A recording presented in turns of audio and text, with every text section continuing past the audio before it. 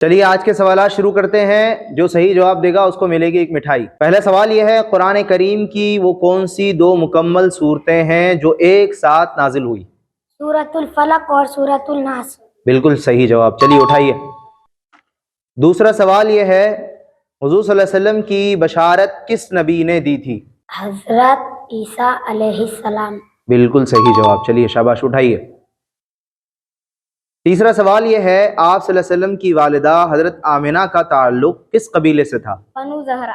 بالکل صحیح جواب. چلیے اٹھائیے. چوتھا سوال یہ ہے، قرآن مجید کی پہلی حافظہ خاتون کا نام بتائیے. حضرت حفصہ بن عمر.